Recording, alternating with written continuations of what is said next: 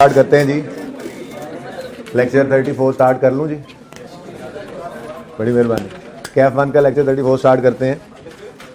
अच्छा जी, कल आपकी असेसमेंट है और ऑनलाइन वाले बच्चे इस लेक्चर को आज ले रहे होंगे तो आज उनकी असेसमेंट होगी, ठीक है।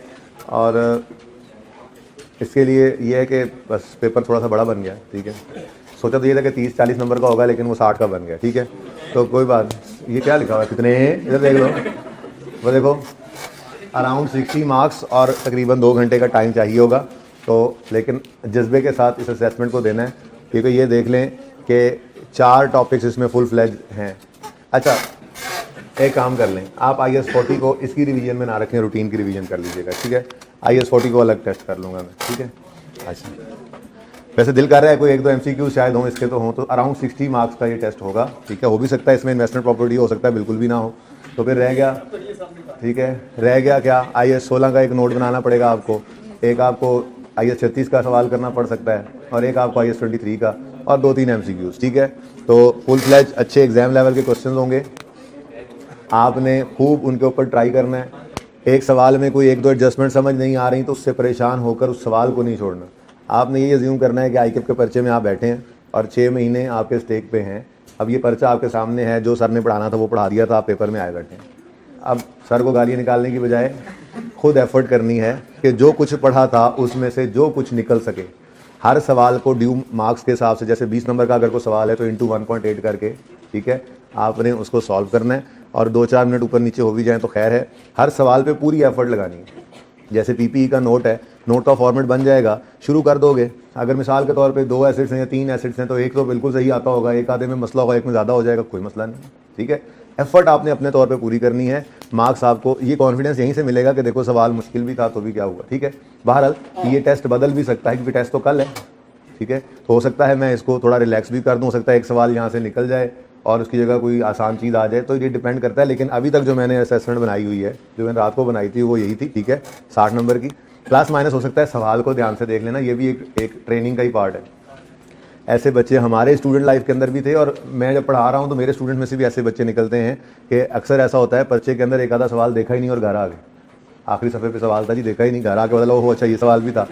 तो इसलिए बड़े ध्यान से आपने पूरा पेपर देखना है, उसके मार्क्स देखने हैं, ये भी ट्रेनिंग का हिस्सा है। टेस्ट के अंदर बेटा मार्क्स देखने हैं, कितने क्वेश्चन हैं देखना है, इंश्योर करना है जितने मार्क्स हैं उतने क्वेश्चन हैं सारे हमने देख लिए हैं, अटैम्प्ट कर लिए हैं या नहीं, ये ना हो घर आगे पता लगे कि एक सवाल भी रहता था, ठीक है, एक सवाल तो हमने देखा ही नहीं है, बड़ी बैड लक होती है ये, ठीक है।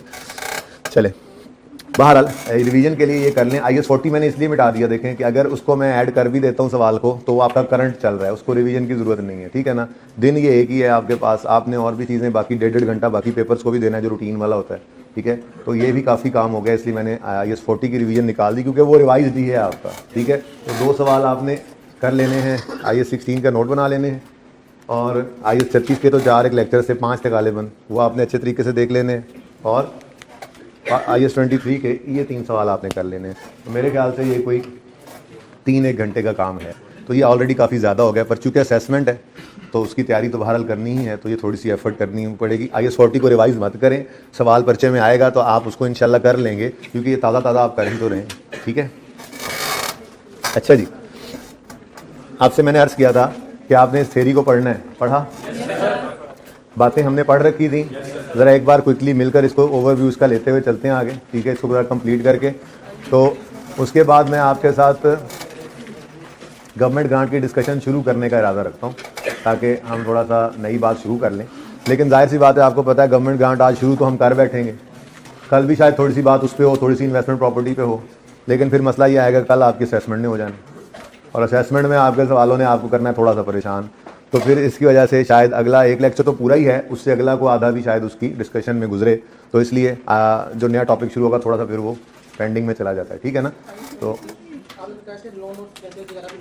हाँ हाँ जी बेटा, जब वो कहेगा कि उसने प्रोजेक्ट के लिए लिए हैं लोन, भाई साहब ये पूछ रहे हैं ऑनलाइन वाले बच्चों के ये जो डिवेंचर्स लोन नोट्स वगैरह हैं ये कब स्पेसिफिक कब जनरल है। भाई जब सवाल करेगा कि उसने स्पेसिफिकली इशू ही किए इस प्रोजेक्ट को फाइनेंस करने के लिए तो स्पेसिफिक हैं, नहीं तो जनरल है। अगर पहले से इशूड आ रहे हैं, जैसे पुराने किसी लोन के ऊपर भी रूल था, ठीक है, एग्जिस्टिंग है, ऑलरेडी हैं, पहले से इशूड लोन नोट्स डिवेंचर्स हैं, तो वो जनरल लोन है, ठीक है। और अगर आप वो कहता है कि उसने स्पेसिफिकली इशू ही किए हैं इस पीरियड में इसी के लिए तो वो स्पेसिफिक हो जाएंगे। अच्छा, अगर सवाल खामोश है, ये नहीं कहता कि स्पेसिफिकली इस प्रोजेक्ट के लिए इशू किए हैं, लेकिन वो इस पीरियड में इशू करता है और प्रोजेक्ट के बाद करता है तो स्पेसिफिक ही ले लेंगे। अच्छा जी, investment properties and investment property is property land और a building, part of building और बोथ। ठीक है, पेज नंबर है जी 290।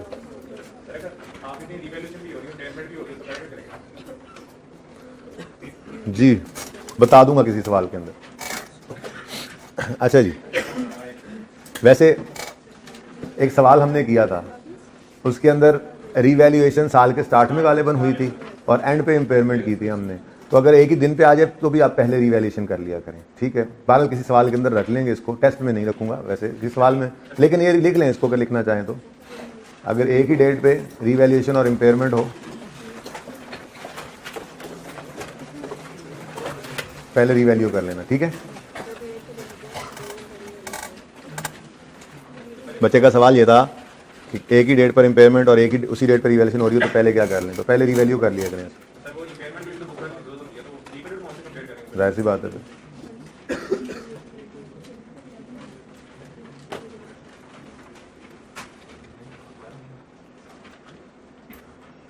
लेकिन शायद मैं उलट कह रहा हूँ। चलें इसको बहरहाल मैं कल कंफर्म कर दूंगा आपको। मैं क्वेश्चन देख लेता हूँ, क्वेश्चन ला कर ही करेंगे। ठीक है, ओके, बहरहाल इस पर स्टार लगा लें, मैं इस पर कंफर्टेबल नहीं हो रहा बात पे। अच्छा जी, इन्वेस्टमेंट प्रॉपर्टी कर लें, ज़रा देख लेते हैं फिर, लेकिन मुझे याद करवा देना कल। Okay, and investment property is land और बिल्डिंग और both held to earn rentals और कैपिटल एप्रिसिएशन और बोथ। ठीक है जी, बात हुई थी ये। Properties which differ from investment property कौन सी हैं जी? ये हमने ना एक टेबल बना के सारी बात को कवर कर लिया था। वो कहता है कौन सी प्रॉपर्टीज इन्वेस्टमेंट प्रॉपर्टी नहीं होती, कहता है वो प्रॉपर्टीज जो production supply of good for admin या फॉर एडमिन पर्पज यूज हो।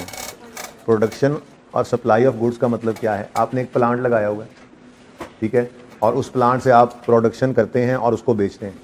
ठीक है, तो ये आपके बिजनेस के अंदर यूज हो रहा है ऐसे। ठीक है ना, अभी सही है, ये आपके बिजनेस में आप कहोगे नहीं जी लैंड एंड बिल्डिंग की बात करें। हाँ ठीक है, आपने एक बिल्डिंग बनाई हुई है जिसके अंदर आपने हेड ऑफिस बनाया, जैसे मैंने एग्जांपल दी थी, तो क्या है एडमिनिस्ट्रेटिव पर्पस के लिए आपने उसको रखा हुआ। ठीक है, तो ये क्या है, आप बिजनेस के अंदर उसको यूज कर रहे हैं। ठीक है, तो यूज्ड इन प्रोडक्शन और supply of goods, use in production और सप्लाई ऑफ गुड्स या और फॉर एडमिन पर्पसेस। ठीक है, यानी कि बिजनेस के इस्तेमाल में, बिजनेस के अंदर आप वहां पे कुछ चीजें रख के बना रहे हैं या चीजें रख के बेच रहे हैं या उसको एडमिनिस्ट्रेटिव पर्पस के लिए यूज कर रहे हैं, अपने बिजनेस में यूज कर रहे हैं, तो IAS 16 लगेगा। मैंने पहले कह दिया था ऑर्डिनरी कोर्स ऑफ बिजनेस में अगर हम उसको यूज कर रहे हैं तो वो क्या है, IAS 16। और अगर ऑर्डिनरी कोर्स ऑफ बिजनेस में आप उसको सेल कर रहे हैं तो वो क्या है, inventory. Examples, land held for long term capital efficient rather than for short term sale in ordinary course of business. Land held for currently undetermined future use if an entity has not determined that it will use the land as owner occupied or for short term sale in ordinary course of business। क्या कहता है जी, अगर आपके पास एक land पड़ा है और अभी आपने उसके बारे में ये डिसीजन नहीं लिया कि हम उसको बेचेंगे ऑर्डिनरी कोर्स ऑफ बिजनेस में या उसको बिजनेस के अंदर यूज करेंगे, अगर अभी ये फैसला नहीं कर पाए तो फिर ये भी इन्वेस्टमेंट प्रॉपर्टी है। बात समझ रहे हैं, एक लैंड पड़ा है और अभी उसका यूज डिटरमिन नहीं हुआ, आप ये नहीं डिसाइड कर पा रहे कि उसको बिजनेस में यूज करेंगे, ये भी नहीं डिसाइड कर पा रहे कि इसको अभी हम शॉर्ट टर्म में बेच देंगे, तो फिर इसको इन्वेस्टमेंट प्रॉपर्टी ही कह देना। उन्होंने एग्जांपल में ये लिखा। और property that is being constructed और developed for future use as investment property है, तो ये कैपिटल वर्क इन प्रोग्रेस, लेकिन इसको हम कैपिटल वर्क इन प्रोग्रेस इसका PPE का कहने के बजाय इन्वेस्टमेंट प्रॉपर्टी का कह देंगे, क्योंकि फ्यूचर में इसने क्या बनना है, इन्वेस्टमेंट प्रॉपर्टी। अच्छा, examples of non investment properties, property intended for sale, owner occupied property including property held for future use as owner। ये owner occupied property का मतलब वही है, owner occupied property का मतलब स्टैंडर्ड में वही है जो मैंने आपको कहा था ऑर्डिनरी कोर्स ऑफ बिजनेस में यूज कर रहे हैं। ठीक है, इसको ओनर ऑक्यूपाइड प्रॉपर्टी कहते हैं। ठीक है, property held for future use, property held for future development and subsequent use and property occupied by employees, owner occupied property awaiting disposal. आपने एक प्लाजा बना के अपने बिजनेस के एम्प्लॉइज जो इस वक्त हैं, करंट एम्प्लॉइज हैं, उनको आपने वो अकोमोडेशन दे दी है, रिहाइश दे दी है, तो ये आपकी इन्वेस्टमेंट प्रॉपर्टी नहीं है, क्योंकि ये भी उसी यूज के अंदर आ गया ना, आपके बिजनेस के एम्प्लॉइज के यूज में आ गया, समझो आपके बिजनेस के यूज में। ठीक है ना, सही है। और आखिरी है owner occupied property awaiting disposal. Basically ये IFRS 5 है, ये तो FAR 2 में भी नहीं है, फाइनल में जाके आप पढ़ेंगे। इसको कहते हैं एसेट हेल्ड फॉर डिस्पोजल। अगर हम कोई एसेट को डिस्पोजल के लिए अलग करके रख लें अपने पास, ठीक है, हम जहाँ पे वो AC पड़ा था, या जैसे आपके घर में रूम कूलर लगा हुआ था, आपने सोचा इसको बेच देता हूँ, तो आपने उसको जहाँ लगा हुआ था वहाँ से उतारा, साफ़ सुथरा किया, पेंट शेंट करके उसको ड्राइंग रूम में सजा के रख दिया। अब OLX पे तस्वीर लगाई हुई है, जो भी बंदा देखने आता है वो ड्राइंग रूम में आता है, आप कहते हो ये चेक कर लो, वो यूँ बटन लगा हुआ है, साथ ही ऑन करके चेक करता है, फिर ऑफ करता नहीं, मुझे पसंद नहीं है और चला जाता है। तो वो जो कूलर आपने रखा हुआ है वो हेल्ड फॉर सेल होता है, वो IFRS 5 के अंदर आता है, फिर उसको PPE में हम नहीं रखते, बहरहाल ये आपके सिलेबस से बाहर की बात है। लेकिन इसने लिख दिया है कि जो हेल्ड फॉर सेल है, जो हेल्ड फॉर सेल है वो हेल्ड फॉर कैपिटल एप्रिसिएशन तो नहीं ना कह सकते थे, ठीक है। जो हेल्ड फॉर सेल है वो IFRS 5 में जाता है, आपके सिलेबस में नहीं है, वाला इन्वेस्टमेंट प्रॉपर्टी नहीं है वो, ये कह रहे हैं। तो भाई ये सारी तफसीलें ऐसे ही हैं, सादा सी बात आपको बता दी थी, ठीक है। अगर for use in ordinary course है तो IS 16 लगा देना, for sale in ordinary course of business है तो इन्वेंट्री IS 2 लगा देना, और अगर फॉर कैपिटल एप्रिसिएशन है, फॉर रेंटल है, या दोनों मकासद हैं तो IS 14 इन्वेस्टमेंट प्रॉपर्टी लगा देना। उसके बाद जी एक पार्टली ऑक्यूपाइड बिल्डिंग का कॉन्सेप्ट है, इसको पढ़ा किसी ने? अच्छा, इसको मैंने कहा था मत पढ़ना, इसको आज पढ़ना, फिर कल एक्सप्लेन कर दूंगा, ठीक है। ये सिर्फ ये यहाँ तक, ये एन एंटिटी में वो असल में ना बेसिकली वो ये कहता है, चले सुन लें, वैसे पढ़िएगा आप, फिर उसके बाद क्वेश्चन हो तो कल पूछिएगा। वो इस तरह से है कि जी हमने एक 10 मंजिला प्लाजा बना दिया और उसके अंदर एक ऑफिस अपने लिए रख लिया, बाकी सारा किराए पे दे दिया, तो पार्टली ऑक्यूपाइड तो हो गया ना, कुछ इसमें बिजनेस यूज़ के लिए है और बाकी रेंटल के लिए है। तो फिर क्या कहता है स्टैंडर्ड, ये पढ़ लेना आपने, ठीक है ना। तो ये पार्टली ऑक्यूपाइड का कॉन्सेप्ट समझे, ओके। और अगर ज़्यादा पोर्शन, जैसे पूरा एक फ्लोर हमने रख लिया, अपना हेड ऑफिस बना लिया और बाकी फ्लोर हमने किराए पे दे दिए, तो ये भी एक सिचुएशन हो सकती है। तो पार्टली ऑक्यूपाइड बिल्डिंग्स अगर इन्वेस्टमेंट प्रॉपर्टी हो तो उसका क्या करना है, यानी कि उसको इन्वेस्टमेंट प्रॉपर्टी में रखना है, उसको PPE में रखना है, या क्या रूल होगा, ये 2-4 लाइनों के अंदर यही बात लिखी हुई है, पढ़ के आइएगा, कल इंशाल्लाह समझा दूंगा, ठीक है। अच्छा, अकाउंटिंग ट्रीटमेंट क्या होगा जी इन्वेस्टमेंट प्रॉपर्टी का? पहले दो सिर्फ ये पहली 2 चीज़ें जो आपने पढ़नी है, उसके बाद यहाँ से तो हमने पढ़ा हुआ है, ठीक है।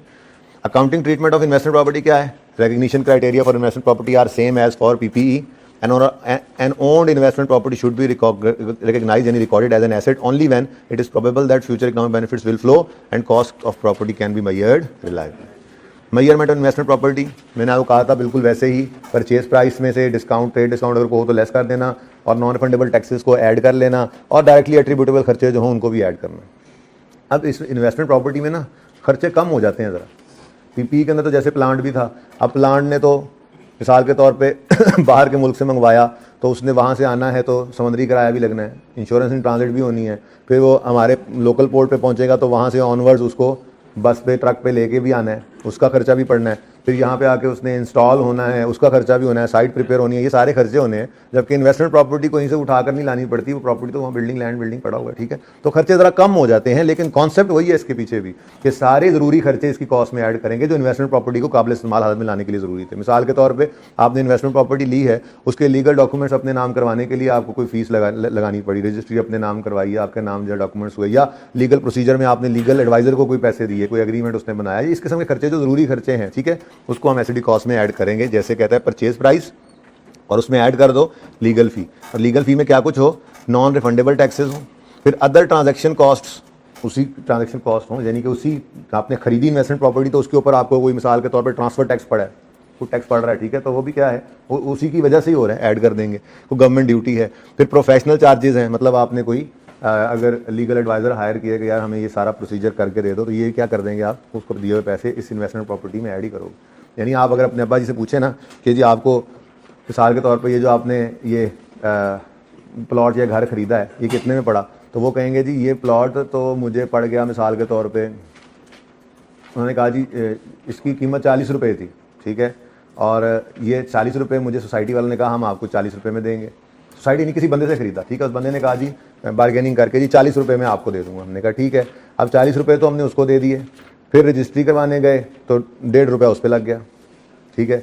अब जो प्रॉपर्टी डीलर था दरमियान में, जिसने वो 1% इनका कुछ होता है, उसने एक 1% ले लिया तो कुछ पैसे उसके पास चले गए, ठीक है। तो करते करते ये 40 वाला प्लॉट या घर आपको 45 में पड़ गया, ठीक है ना। तो वाले साहब आपकी सारी डायरेक्टली एट्रीब्यूटेबल कॉस्ट ऐड करके ही कहेंगे कि ये मेरा प्लॉट जो है वो मुझे 40 का नहीं 45 का पड़ा बेटा, इससे मैंने रजिस्ट्री भी कराई है, इससे मैंने टैक्स भी दिया गवर्नमेंट को, इस पर मैंने जो है वो कमीशन भी दिया है प्रॉपर्टी डीलर को, तो मुझे ये 45 में प्लॉट पड़ा है। यानी अगर वो अभी अगर 1 महीने बाद वो बेचने लगे तो वो 40 का घर नहीं बेचेंगे, वो कहेंगे यार 45 का तो मुझे पड़ा है ये प्लॉट। बात समझ रहे हो ना। तो ऐसे ही बस मोटे मोटे 2-4 चीज़ें ही हैं इसके अंदर ऐड हो सकती हैं, ज़्यादा तफसीलात इसके अंदर नहीं आती, ठीक है। अब वो कहता है cost specifically excluded from cost of investment property. ये पढ़ा आपने, बोलो, ये पढ़ के आए? अच्छा ये मैं समझाता हूँ, समझने वाली बात है। कहता है कि ये कॉस्ट इन्वेस्टमेंट प्रॉपर्टी कॉस्ट में ऐड नहीं करनी, ठीक है जी। मिसाल के तौर पे आपने ये प्लाजा बनाया, ये प्लाजा आपका, ठीक है जी, रेंटल पर्पस के लिए, चलो 5 तो होम मंजिलें हैं, ठीक है, 5 मंजिला प्लाजा आपने बना दिया, ठीक है जी। अब वो कहता है स्टार्टअप कॉस्ट्स को नहीं ऐड करना। स्टार्टअप कॉस्ट का क्या मतलब है? आपने जनाब जिस दिन ये प्लाजे का इफ्तिताह किया, आपने पटाखे शटाखे मंगवाए और गुब्बारे मंगवाए और लंगर का इंतजाम किया और लोगों को बुलाया, तो ये क्या है? Startup cost. क्या है जी? ये एसेट की कॉस्ट में ऐड आपने नहीं करना, इन्वेस्टमेंट प्रॉपर्टी कॉस्ट में आपने ये ऐड नहीं करना। आगे ब्रैकेट में लिखा accept necessary to bring the property to the condition necessary for it to be capable of operating in the manner intended by management। ये तो वही बात होगी ना, जरूरी खर्चे एसिडी कॉस्ट में ऐड करने। क्या मतलब भाई? इस पे पेंट शेंट करना था, इस पे जो है वो शीशे लगाने थे, ठीक है जी, और ये दीवार नहीं है, अच्छा अब ठीक है, कोई ऊपर ऑफिस थे, फिर अपार्टमेंट थे, फिर ऑफिस आ गए और फिर ये दुकानें हैं, ठीक है ना। अच्छा, तो वो ये कह रहा है कि जो इस प्रॉपर्टी को मैनेजमेंट की इंटेंशन के मुताबिक यूज़ में लाना है, जिस इंटेंशन के मुताबिक उन्होंने यूज़ करना है, उस तक लाने के लिए जो खर्चे हैं वो स्टार्टअप कॉस्ट नहीं है जो यहाँ पे कह रहा है। स्टार्टअप कॉस्ट का मतलब अंडरलाइन करके लिख लें, मैंने आपको समझा दिया। फॉर एग्जाम्पल इनॉग्रेशन सेरेमनी, बिल्कुल आइए 16 की तरह से, जैसे वहाँ पे भी कहता था cost of opening new facility कहता था, वहाँ पे ऐड नहीं करनी, ये वही स्टार्टअप कॉस्ट है, ठीक है ना। एग्जाम्पल के तौर पर लिखो ओपनिंग सेरेमनी, इनॉग्रेशन ज़रा मुश्किल है, ओपनिंग सेरेमनी, ठीक है, मिसाल आ गई। ये ओपनिंग सेरेमनी कॉस्ट को इन्वेस्टमेंट प्रॉपर्टी में ऐड नहीं करना, लेकिन ब्रैकेट में से क्या लिखा? जो जरूरी खर्चे हैं मैनेजमेंट की इंटेंडेड कंडीशन लोकेशन मैनर में लाने तक के लिए, वो तो ऐड करेंगे, वो तो पहले ही हम कह चुके हैं ऐड करेंगे, ठीक है। अच्छा, फिर जी operating losses incurred before investment property achieves the planned level of occupancy. ये क्या मुसीबत है भाई? आपको ये पता है कि अगर आपने ये जो प्लाजा है ये आपने रेंटल्स पे चढ़ाया है, तो जाहिर सी बात है ये आपके पास है, ठीक है, इसकी मैनेजमेंट तो आपके पास ही होगी ना। और बोलो, अब आपने कुछ कॉस्ट्स इनकर की, कॉस्ट्स मैं ऐसे ही लिख देता हूँ कॉस्ट्स, ठीक है। मिसाल के तौर पे आपने ये सारी की सारी बिल्डिंग को जो एडमिनिस्टर करना है उसके लिए आपने जो है वो सिक्योरिटी गार्ड्स रख लिए, ठीक है। आपने सिक्योरिटी गार्ड्स को तनख्वाह दी, मिसाल के तौर पे ये 3 महीने पहले हमने काम शुरू किया, ये एंड आ गया, 3 महीने की हमने तनख्वाह दी मिसाल के तौर पे उनको 150 रुपये फॉर एग्जाम्पल, ठीक है। सिक्योरिटी गार्ड्स को दे दी तनख्वाह, फिर सफाई सुथराई भी हमारे ज़िम्मे ही है, ठीक है, तो जेनेटोरियल स्टाफ हमने रखा हुआ है, तो 50 रुपये उनको तनख्वाहें दे दी। फिर हमने मैनेजर वगैरह रखा हुआ है, एडमिनिस्ट्रेशन जो देख रहा है, कुछ उसकी इस तरह से स्टाफ और ज़रूरी स्टाफ भी है जो एडमिनिस्ट्रेशन का स्टाफ है, तो हमने जो है वो 70 रुपये उनको भी दे दिए।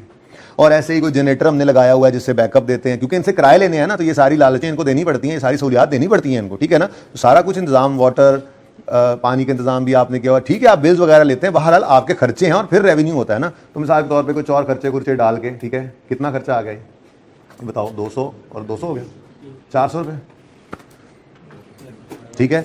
अच्छा, अब इनिशियली चूंकि आपने अभी अभी काम शुरू किया था, ठीक है, और आपका एक ये दफ्तर, इसमें लाइट जल रही है, ये लाइट है, ठीक है, अभी इधर नहीं जली हुई। उसके बाद एक ये दफ्तर है, इसमें लाइट जल रही है, अपार्टमेंट्स भी अभी खाली पड़े हैं। ये दुकानों में से भी अभी ये कोने वाली 2 दुकानें ही सिर्फ किराए पे चढ़ी, ये लाइटें जल रही हैं, ठीक है। इसका मतलब अभी फ़िलहाल आपका ये प्लान्ड लेवल ऑफ ऑक्यूपेंसी पे ऑक्यूपाइड अभी नहीं हुआ। अब आपको इन 4 दुकानों या दफ्तरों से मिसाल के तौर पे किराया जो आया वही आपका रेवेन्यू होना है ना। रेंटल्स कह लो, चलो रेवेन्यू से आप परेशान हो, आपको ये तो फिर यूज़ में आ जाएगा। रेंटल्स आपको आए मिसाल के तौर पे 140 रुपये। अब इनिशियली ऑपरेशंस की वजह से आपको प्रॉफिट की बजाय क्या हो गया? क्योंकि अभी दुकानें खाली पड़ी हैं, खर्चे तो ये फिक्स हैं। सिक्योरिटी गार्ड्स को तो पैसे आपने सबको देने हैं, सारा स्टाफ आपने रख लिया है, जेनेटोरियल स्टाफ तो आ रहा है, सफाई सुथराई तो वो कर रहे हैं, लेकिन चूंकि अभी नया नया प्लाजा है, लोग अभी मूव नहीं हुए फिलहाल, तो इनिशियली क्या हुआ आपको कि कितना लॉस आ रहा है? 260 का आपको इनिशियली ऑपरेशंस पर क्या आ गया? लॉस। अब आप कहो कि जी इस लॉस को भी हम इस इन्वेस्टमेंट प्रॉपर्टी कॉस्ट में ऐड कर दें, तो ये तो मुनासिब बात नहीं है। इनिशियल ऑपरेटिंग लॉसेस पर ये 16 भी नहीं ऐड करने देता था, याद है। इसी तरह से ये इनिशियल ऑपरेटिंग लॉसेस ही हैं।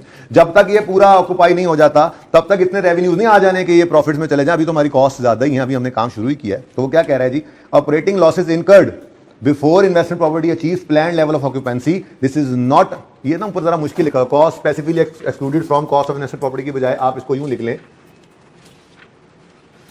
दीज आर, काट के ना लिखें, वैसे ही लिखें, दीज आर नॉट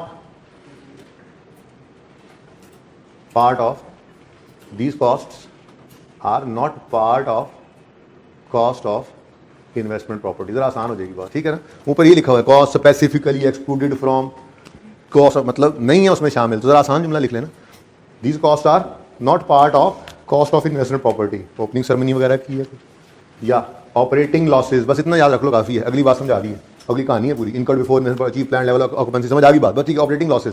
और तीसरी चीज है एबनॉर्मल वेस्ट, बिल्कुल IAS 16 जैसा ही है। IAS 16 में यही कहते थे ना, अगर अपनी नेग्लिजेंस की वजह से हमें कोई नुकसान हुआ है तो उसको एसिडी कॉस्ट में ऐड नहीं कर देना। मैं बच्चों को मिसाल दिया करता हूं, शायद आपको कहा भी, ठीक है। ट्रैफिक चलान तो छोड़ो, एक और एग्जांपल भी है। मिसाल के तौर पे आप AC इंस्टॉल करने ला रहे हैं, ठीक है, और आप आउटर यूनिट लेकर आ रहे हैं और घर के अंदर आपके कोई सामान पड़ा है, शीशे की टेबल पड़ी थी गालिबन, ठीक है, इंट्रो के अंदर, तो वो आप लेकर गुजर रहे थे लाउंज से, उस आउटर यूनिट को दोस्त के साथ पकड़ा हुआ था, तो ये क्या नाम है तुम्हारा? अब्दुल्ला था असल में, ठीक है ना, साथ तुम भी थे, लेकिन तुम्हारे हाथ से वो नहीं आउटर यूनिट छूटा, अब्दुल्ला के हाथ से वो टूट गया और गिरा उस टेबल के ऊपर, शीशे जब गुजर रहे थे वहीं से गिरा, ठीक है ना, और वो शीशे की टेबल जब वो टूट गई। अब वो अम्मा ने कान पकड़ा दिए, ठीक है, अम्मा 70,000 का AC लाए, ठीक है, 30,000 की मेरी तुमने टेबल तोड़ दी, तो मुझे तो ये लाख में पड़ गया ना AC, तो आप क्या कहोगे? नहीं अम्मा, IAS 16 कहता है कि ये मेरी नेग्लिजेंस की वजह से जो 30,000 का नुकसान हुआ है, ये आपका खर्चा है, ये एक्सपेंस है, ये AC की कॉस्ट में आप ऐड नहीं कर सकते। तो जैसे IAS 16 था वैसे ही इन्वेस्टमेंट प्रॉपर्टी भी है, ठीक है यार, बस कर दो। जैसे IAS 16 था वैसे ही ये इन्वेस्टमेंट प्रॉपर्टी भी है। वो क्या कह रहा है? Abnormal waste incurred in construction और developing the investment property is not a part of cost of investment property. ठीक है जी, सही है। तो एबनॉर्मल वेस्टेज ये क्या है? हमारी नेग्लिजेंस की वजह से। ओके, आपने ये प्लाजा बनाते हुए जो है वो कुछ मटेरियल, कुछ ऐसे आपने जो है वो एक पूरा आपने यहाँ पे ना एक पूरा ट्राला मंगाया था सीमेंट का, ठीक है, वो यहाँ पे ढेर लगाया हुआ था, उसको कवर नहीं किया था, रात को बारिश होगी, सारा सीमेंट खराब हो गया।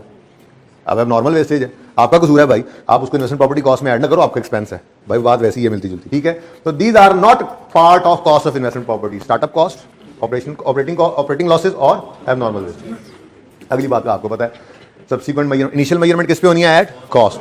वो मैंने आपको बताया था, वो ज्यादा बेहतर लिखा हुआ, वहीं से याद रख लेना। ठीक है, सब्सिक्वेंट मेजरमेंट में after initial entity may choose as its accounting policy cost model या fair value model which is different from real estate. The chosen model, this is important thing, ये भी मैंने बता दिया हुआ है आपको, स्नेक वाला सवाल करवाते हुए ये बताया था क्या? The chosen model will be applied to all investment properties, all the investment properties कर लो इसको, ठीक है, all the investment properties of the entity. ठीक है जी, and the chosen model can only be change if change results in more appropriate presentation. अगर आप ये साबित कर सकते हैं कि यूजर को मैं हम कॉस्ट मॉडल पे नहीं, यूजर को ज्यादा अच्छा फेयर वैल्यू मॉडल पे प्रेजेंटेशन ज्यादा बेहतर रहेगी, उसको ज्यादा अच्छी इन्फॉर्मेशन मिलेगी, तो चेंज कर सकते हो।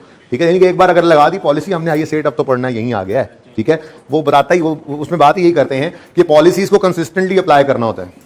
अगर आपने इन्वेंट्री खरीदी जिंदगी में पहली बार, तो IAS 2 ने आपको कहा ऑप्शन है FIFO लगा लो या FIFO, ठीक है, लेकिन जब एक बार आपने FIFO या FIFO चूज कर लिया, लगा लिया, तो फिर स्टैंडर्ड कहते हैं कि आप इनको कंसिस्टेंटली अप्लाई करो। चेंज करने की जरूरत दो ही वजूहत हो सकती हैं, या स्टैंडर्ड बदल जाए, या आप ये डेमोन्स्ट्रेट कर सकें, ये प्रूफ कर सकें कि हम चेंज जो कर रहे हैं यूजर को ज्यादा अच्छी इन्फॉर्मेशन इससे मिलनी है। और ये भी नहीं कि रोज चेंज किया जाओ, भी एक आध दफा होता है, बड़ी मुसीबत होती है चेंज करने की। पढ़ोगे चेंज इन पॉलिसी हो तो जितने जब से चली आ रही है पॉलिसी तब से जाके सही करना पड़ता है चीजों को। एनीवेज देखेंगे वो टॉपिक में जाके, तो कुछ ऐसी बात है कि चोजन मॉडल जो है वो अप्लाई करना है सारी इन्वेस्टमेंट प्रॉपर्टीज पे, और उसको चेंज नहीं करना, यूं समझ लो। उसको नॉर्मली चेंज हम फिर नहीं करते अनलेस कि हम ये प्रूव कर लें कि इसको चेंज करना ज्यादा बेहतर है। इसका मतलब ये हुआ, अगर फेयर वैल्यू मॉडल पे हो तो फिर सारी इन्वेस्टमेंट प्रॉपर्टी पे फेयर वैल्यू मॉडल होना चाहिए। स्नेक वाले सवाल में फेयर वैल्यू मॉडल पे था, मैंने वहां पे आपको ये बात बताई थी कि स्टैंडर्ड ये कहता है कि अगर आपने फेयर वैल्यू मॉडल चूज किया है तो सब पे फेयर वैल्यू मॉडल लगाना है। ठीक है, लेकिन बलोचिस्तान प्रॉपर्टी में मजबूरी क्या है? कॉस्ट लायबिलिटी मैयर हो ही नहीं सकती। ठीक है, कॉस्ट मैयर हो ही नहीं सकता, फेयर वैल्यू मैयर हो ही नहीं सक रही, तो फिर क्या करें? मजबूरन उसको कॉस्ट पे रख लिया। ठीक है, सही है। ओके, कॉस्ट मॉडल क्या है जी?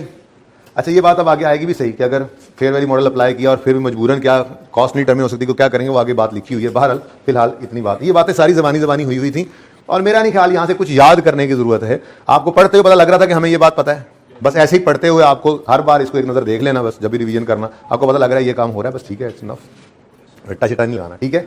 अच्छा, कॉस्ट मॉडल क्या है? This model follows the provisions of IAS 16, उस जैसा ही है। The properties measured at cost less accumulated depreciation less accumulated impairment loss if any. ठीक है। फेयर वैल्यू मॉडल क्या है? बिल्कुल वही बातें लिखी हुई मिलेंगी, मिलती जुलती होंगी, जाहिर है आपको, ये थोड़ी है कि तो यहाँ से देख के तो लिखी नहीं गई थी, तो मिलती जुलती बातें ही होगी। फेयर वैल्यू मॉडल मैंने कहा था ये डिफरेंट है, रीवैल्यूएशन मॉडल नहीं है ये, ठीक है।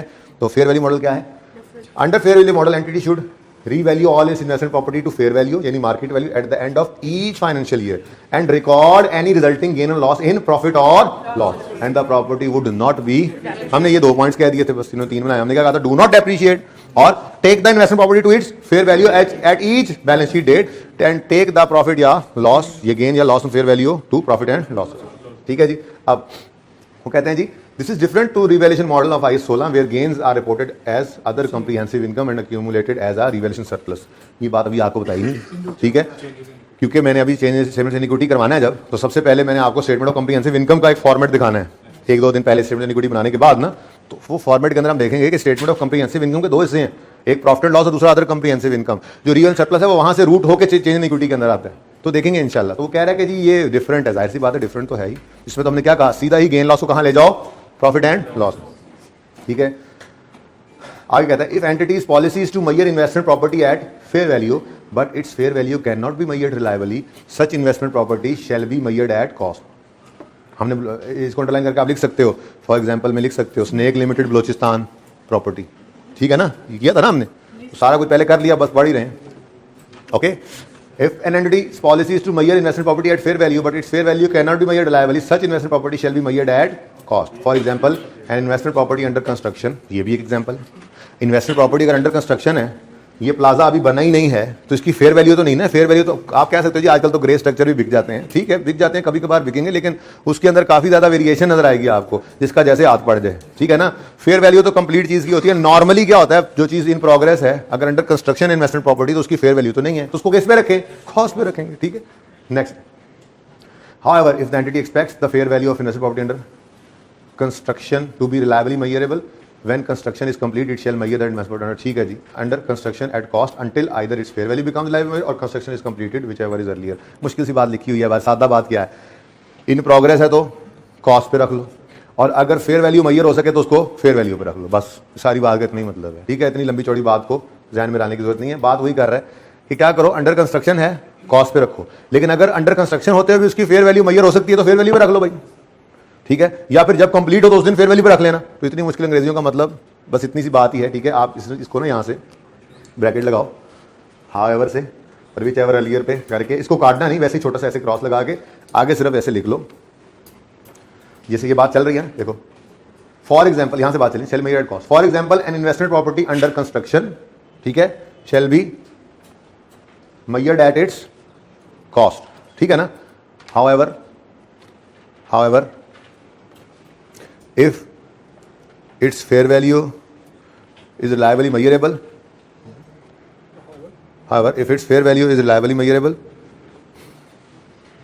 then it shall be kept at its fair value, सादा बात।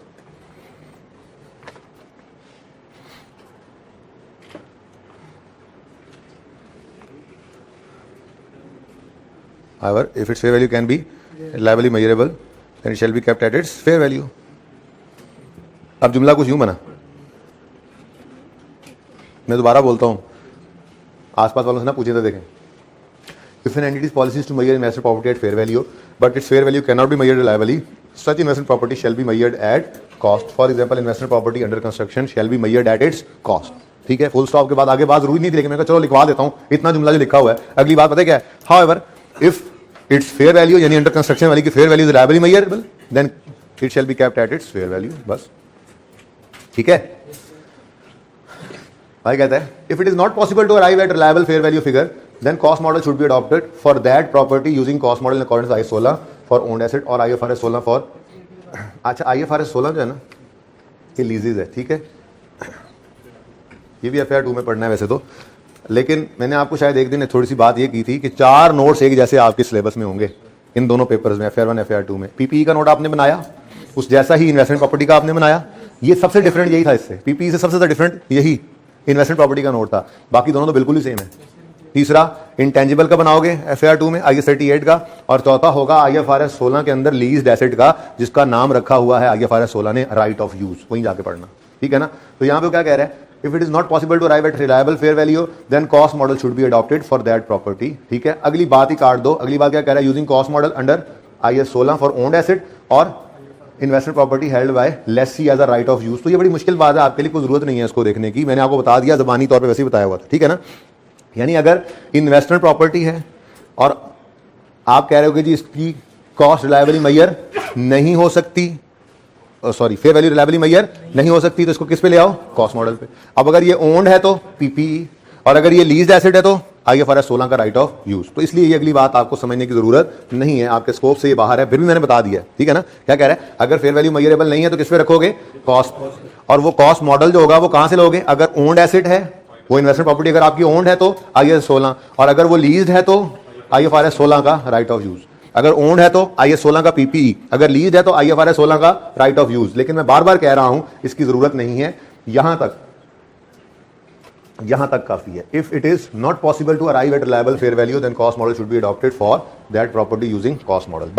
बस अगली बात की जरूरत नहीं है। ओके, समझाने के बाद काट रहा हूं, आपको ये ना हो कि हमें तसल्ली नहीं हो रही बस जी। हाँ जी, वो कहता है this is an exception to the rule that all investment properties must be valued under either one model or other. ठीक है, यही तो हमने भी कहा था कि असल तो बात ये है, देखो यार इतनी लंबी कहानी की सारी बात इतनी सी निकलती है। अगर आप इसको एक जुमले में लिखना चाहें तो वो क्या है कि अगर आपने फेयर वैल्यू मॉडल यूज किया है, ठीक है, तो फिर सारी प्रॉपर्टीज पे फेयर वैल्यू मॉडल लगाओ, ऐसे ही है, ठीक है, सबके ऊपर फेयर वैल्यू मॉडल लगाओ। लेकिन अगर किसी प्रॉपर्टी की फेयर वैल्यू ना लग सकती, निकल सकती हो, जिसके हमने मिसाल ली थी बलूचिस्तान प्रॉपर्टी और यहाँ पे इसने कह दिया वर्क इन प्रोग्रेस है, इस पे रख लो कॉस्ट मॉडल पे, दैट्स इट, इससे ज़्यादा कुछ नहीं, ठीक है, और सही है।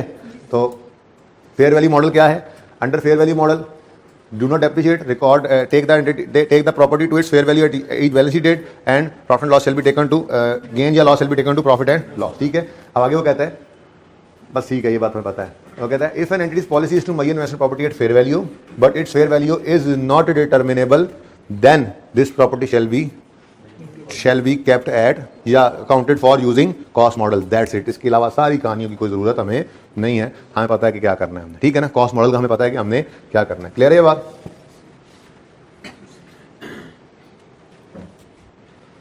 स्टैंडर्ड की तो आदत है लंबी लंबी बातें लिखने की,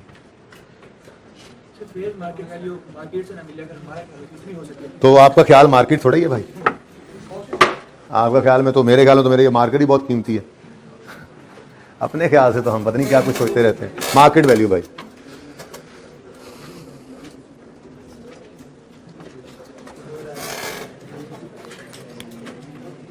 ठीक है जी। सब्सिक्वेंट मेजरमेंट में दो मॉडल अवेलेबल हैं, कॉस्ट मॉडल या फेयर वैल्यू मॉडल। जो मॉडल लगाओगे किसी एक प्रॉपर्टी पे वो एक ही मॉडल सब पे लगेगा, यानी कि जो मॉडल भी आपने यूज किया फिर सारी प्रॉपर्टीज पे वही होगा। कॉस्ट पे हो तो फिर कॉस्ट मॉडल सब पे, अगर फेयर वैल्यू पे हो तो फिर सारी प्रॉपर्टीज फेयर वैल्यू मॉडल पे। लेकिन अगर फेयर वैल्यू मॉडल पे हो और किसी प्रॉपर्टी की फेयर वैल्यू नहीं निकल सकती तो मजबूरन उसको किस पे रख लो, कॉस्ट। ठीक है, तो बात समराइज कर लेते हैं। ये सारी बात सब्सिक्वेंट मेजरमेंट की लिखी हुई है ना, ऐसे ही परेशान करेगी आपको, तो फिर यही लिख लेना अपने पास साइड पे करके और वहां से फिर ना पढ़ा करना, ठीक है। सब्सिक्वेंट मेजरमेंट कॉस्ट मॉडल पे भी कर सकते हो और फेयर वैल्यू मॉडल पे भी कर सकते हो, ठीक है जी। अब ये वाली line, the chosen model will be applied to all investment properties, ठीक है। द चोजन मॉडल, मैंने मॉडल लिखा है, ये चोजन लिखा है, अच्छा। The chosen model shall be applied to all investment property, ठीक हो गया जी। अब ये तो हो गया जनरल रूल, ये तो हो गया जनरल रूल, ठीक है। आपने अगर कॉस्ट मॉडल लगा लिया तो सारी प्रॉपर्टीज पे, सब के सब पे, हाँ, अप्लाई करोगे टू ऑल इन्वेस्टमेंट प्रॉपर्टीज, ठीक है। अब एक्सेप्शन आई, एक्सेप्शन क्या है, अगर कॉस्ट मॉडल पे तो फिर तो टेंशन ही कोई ना, मसला कब आना है, फेयर वैल्यू में। तो अगली बात क्या है, पहली बात तो ये होगी chosen model shall be apply to all investment properties. दूसरी बात, if fair value model is followed, ठीक है जी, या अप्लाइड, ठीक है, and uh properties and uh, बल्कि जरा थोड़ा आसान करें जुमले को, and fair value of a property, भाईजान सुन लो ना, and fair value of a property is not measurable ऐसे करके लिख लूं, इज नॉट मेजरेबल, भाई सुन लो ना इसलिए कह रहा हूं, then use cost model for that property only. ठीक है, फॉर दैट प्रॉपर्टी। अब जिसको नजर नहीं आ रहा था वो दोबारा सुन ले एक बार क्या लिखा हुआ ताकि लिख सकें। सब्सीक्वेंट मेजरमेंट में दो ऑप्शंस हैं, आप कॉस्ट मॉडल यूज करो या fair value model. The chosen model shall be applied to all investment properties. क्या मतलब, अगर कॉस्ट मॉडल पे हो तो सब पे कॉस्ट मॉडल, अगर फेयर वैल्यू मॉडल पे हो तो सब पे। अब अगली बात, ये तो एक बात होगी, दूसरी बात, इफ फेयर कॉस्ट मॉडल में तो मसला नहीं था, if fair value model is applied या फॉलोड, लेकिन किसी एक प्रॉपर्टी की फेयर वैल्यू नहीं मिल रही, और स्टैंडर्ड कहता है सब पे लगाओ, अगर एक पे लगाना है तो फिर सिर्फ उस एक प्रॉपर्टी को कॉस्ट मॉडल पे रख सकते हो। ये एक्सेप्शन है जनरल रूल की। ये क्या है, ये क्या है जी, जनरल रूल। ये क्या है, जनरल रूल। क्या, chosen model shall be applied to all investment properties. और ये क्या है जी, एक्सेप्शन। एक्सेप्शन क्या है, एक्सेप्शन क्या है, देखो इधर, if fair value model is followed and fair value of a property is not measurable, then use cost model for that property only. उसको कॉस्ट मॉडल में यूज कर सकते हो। ये ना यहां से लेके वो जो एंड तक बात हो रही थी उस सारी का खुलासा इतना सही है, बस यही लिख लो। ठीक है जी, यानी पेज 291 पे आपने काटना कुछ भी नहीं है प्लीज। ठीक है, 291 पेज पे आपने सब्सीक्वेंट मेजरमेंट से ऐसे करके वो साइड में ब्रैकेट लगानी है और इतनी सी बात लिख लेनी है यहां पे, वहां पे, रजिस्टर पे, कहीं भी। ठीक है, जल्दी कर। हाँ अब भाई, अब बताओ, कुछ नजर नहीं आ रहा, मैं बोल दूं, क्लियर है? अच्छा, क्वेश्चन जी।